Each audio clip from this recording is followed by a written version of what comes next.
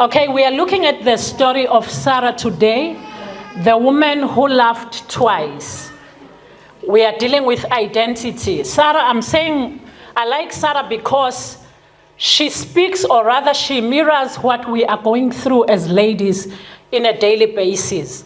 We understand disappointments, we understand fear, we understand waiting, we understand when you have a promise that we are hoping that it will come through, but it's taking long. It is heavy maybe, but it's delayed. You want to try your best that everything is in place, but things are taking long. So I love Sarah because she speaks something that is very relevant to what we are facing today. So Sarah, I'm saying Sarah laughed, and she laughed twice. The first laughter she made, it was from a place of deep unbelief and self-protection. She laughed because God had spoken words to her which didn't make sense from where she was standing. She laughed because it felt like, is this a mockery, or do you really mean it, Lord? So she laughed. We know sometimes there are times where we laugh and the laugh that we are making is not a true laugh, but it's something, it's coming from somewhere. So she was in that space when she laughed. So her second laugh, we understand that it was a laugh now from a place of supernatural fulfillment and overwhelming joy, because what was a promise to her eventually came to pass. It came to pass. So from this time of the laughters, what I like, there is a process between the two laughs. It is not just changing automatically. Circumstances are not just changing automatically, but God allows a process in her life to heal so that she becomes what he has declared her to be. So at the core, what I want us to understand is that God heals identity before he fulfills destiny. He will heal the identity before he fulfills destiny. God speaks words to her. Actually, when you read Genesis 17, it's the Lord speaking to Abraham, 17 verse 15 to 16. The word says, and God said to Abraham, as for Sarai, your wife, you shall not call her by Sarai, but Sarah shall be her name. I will bless her, and moreover, I will give you a son by her. I will bless her, and she shall become nations. Kings of peoples shall come from her. So way before Sarah believed, laughed, and conceived, God had a declaration about her life. He changed her name to fit the identity that he wanted to, or rather he was speaking over her life. And I do like the fact that when you look at the meaning of the name Sarai, it means my princess. A beautiful name. It meant my princess. But it had a restriction in it. It was localized, it was small. And God changed her name from Sarai now to Sarah. And Sarah meant a princess of nations. And in this case, we can see that God is speaking now universal. He is expanding. He's elevating Sarah from where she is. Her background perhaps didn't allow her to see herself like God was speaking to her at this time. So it may have sounded like a mockery to her that, God, you are calling me a princess of nations when I cannot be even a princess of this nation, when I cannot be even be appearing like a mother who is able. She's a mother, she has experienced the joy of being married. She has married a great guy, Abraham. And they're expecting a baby, but a baby is not coming. And in their waiting, all hope is gone. And then God comes and speaks to them that, you know what, I want to bless you guys. And I want to bless you through Sarah. And he makes it a point that Sarah hears about this blessing. It's not just between God and Adam, but he makes her understand that there was something great that he was going to do. And thus, she finds herself laughing now at what God is saying, because it doesn't seem true. It doesn't seem, there is no way from your mind. When she looked at it, she understood that, okay, fine, I could have a child at the right time, but now time is past. And not only is it past, it had been confirmed that I'm barren. Then God is saying, I will have a child, and he will bless me and bless many nations through me. So what I like in her story is that God expanded her identity before he expanded her womb. And sometimes God speaks to us things that do not make sense. If you start sharing with others, they can even mock you and think, is she okay? We can tell now, I think she has lost it. I can think of her what others could have said when they heard her saying that the Lord is saying, I will, or not even saying the Lord said, because she had believed it. Maybe if she was going around and say, I'm a mother of many nations, that could have sounded very funny to those who are around. Sarah, you don't have even one child, and yet you confirm, or rather you declare yourself a mother of nations. It looked very impossible. So, but God needed to change her story so that what he had promised her comes to pass. And I believe that even us, there is a story about us which many people may not even know, which you know as an individual, that unless that particular issue is addressed, I don't care whatever is said, I am held back. So it is a time where I want each one of us to have that introspection, to say, Lord, what can hold me from what you are saying to me? Amen. So the principle here is that God named her before the fulfillment of the promise. He addressed the identity wound before launching her into destiny. And he did not call her the way they would call her. We know in our society, if you are barren, there are names that they give you. But God did not call her based on what was sin, but he called her based on what he had placed in her, or rather he was lifting her to become. So he spoke to her when there was nothing that was promising. He spoke to her, he changed her identity before she could see what God was talking about. And it's like, it's God's tendency, because I'm thinking also when he comes in Judges speaking to Gideon, he finds him, he's hiding. And he says, you know, and this one actually blows my mind when I think about Gideon, because I do think there must have been religious guys who were there, who were not hiding.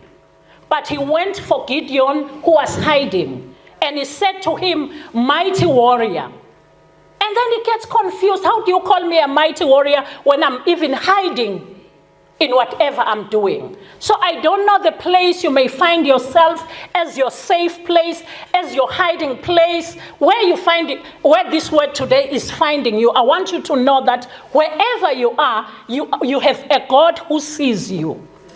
And the God who sees you is speaking great words over your life. He is not speaking words that matches the situation or the circumstance you find yourself.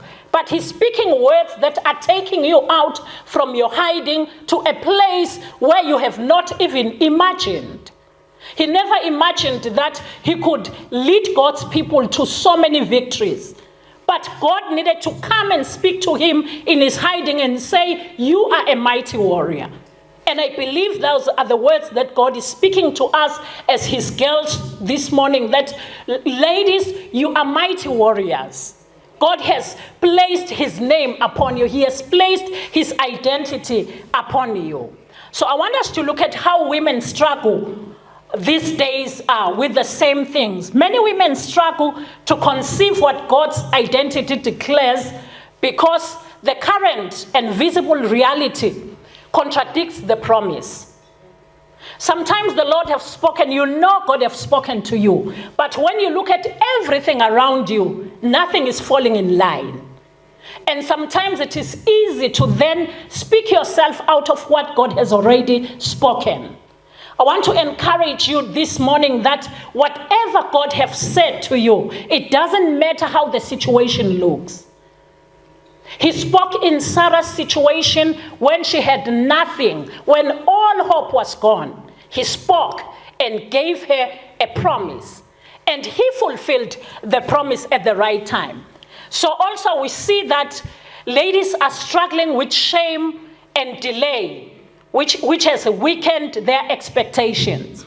Sometimes there is a time where you feel I can hope up to so far. And then there comes a time where you feel like all hope is gone now. But then when you say all hope is gone, that's when God wants to step in. Unfortunately, when you are done with hoping, he wants to step in, and when he steps in, he speaks something different from what you are telling yourself now. He is speaking something that is contrary to what you are believing about yourself now. He is speaking those things which you only dreamt, if you ever dreamt them. And he's speaking them now, not in that level, at a higher level now. He's speaking greater things than what we expected. It would have been fine if God said, I'll bless you with a son, or I'll bless you with a child. But he says, I'll give you a son. Not only is he going to be a son, you'll be blessed through this child. Many nations will be blessed. It sounds like, God, you have lost it. You are not in touch with the reality we are facing or we are going through at this point in time. So we see also that ladies, they believe God perform miracles for everyone else and not them when they are in that situation where like it feels all hope is gone. It is easy to say, I'm trusting God with you, my sister. You believe, you are happy for someone to succeed, but in your own self, or rather in whatever you are experiencing, you have resigned deep down in your heart. You know there is no way I can cross this. I have reached the ceiling. But today I'm here to say the God we serve is a God who rewrites everybody's destiny. Amen. It doesn't matter where you are. It doesn't matter how you reached there. But the God we are serving, the God we are calling our Father, is not done with us. When everything says all is done, but God is not done with us. So Sarah here in her heart, she had a heart issue actually. Sarah, she had embraced this identity inside of her of barrenness. She knew she was barren. It was for that reason when God spoke, she laughed. Because she knew that, you are saying it, but really? God spoke, the words that God spoke over her heart didn't catch it immediately. And sometimes God will speak words to us, and then you find that your mind and your heart is following slowly to what God is saying to you. And maybe God is saying to you, I am doing a new thing. Behold, I'm doing a new thing, and it is springing forth. Can you not perceive it? And you say, Lord, where from this place I find myself? Where from this economy? Where from where things are all falling apart? But God, what God is saying is different from what you are saying. Today I'm here to encourage you that see beyond where you are. Believe beyond where you can see. Trust the God who knows your way. Trust the God who knows your future. Trust the God who has created you. I want us to look at the consequences of a wounded identity. I'm saying when identity is wounded, a woman operates out of survival instead of inheritance. She lives far beneath her kingdom calling. Sisters, we are daughters of the King of Kings. We are daughters of the King of Kings. Amen. I wanted to sing to you, we are daughters of the King of Kings. We are daughters of the King of Kings, the King who has created everything. And that means we need to carry ourselves in a different way. We need to have an understanding of our rights when it comes to this world we are living in. We understand that the world we live in, even though we are not of it, but our Father created it. And He created it for one reason, that we rule over it. And sometimes we live a life like we are at the mercy of whatever is happening around. And I want to assure us that the Father who has created us has created us for greatness. And we will not see it until we believe it. We can hear it until we believe it and we align ourselves with what He says. We cannot see it. Consequences, I'm continuing on the consequences of wounded identity. We then try to help God.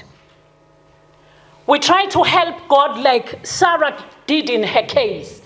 She saw that they didn't have anyone who was going to take over their inheritance. And she was ready to say to the husband, you know what? And God have promised, obviously, but this is not possible. Let's just help him. I can give you my younger helper. You can have Hagar as your wife. Or rather, she can give us the son God has promised. And God's blessing will rest upon her.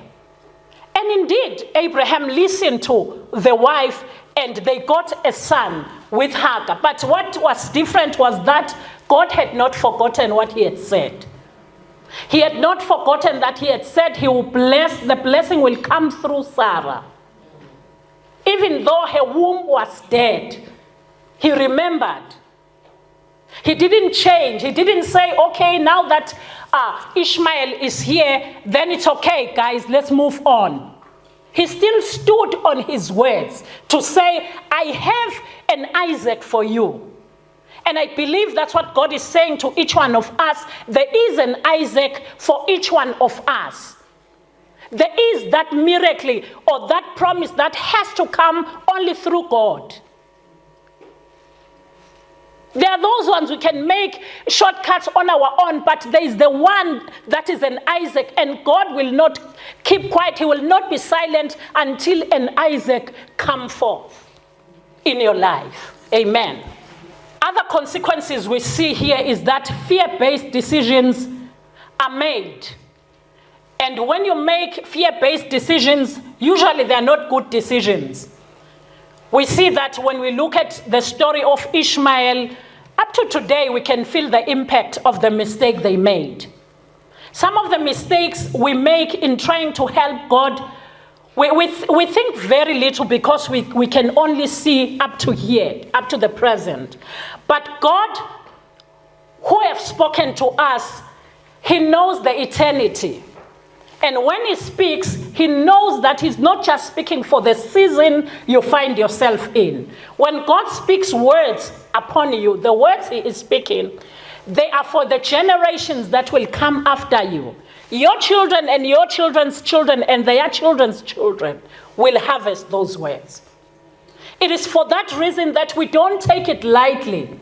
If God has spoken to us, we need to take whatever He has said to us with both hands, because He has spoken words of eternity. And if He has not spoken to you, it should trouble you to say, what are you saying about me? It is your responsibility. What are you saying, Lord, about me? Is it all that you created me for? You'll be surprised that the Lord all of a sudden will open your eyes to greater things you never even imagined.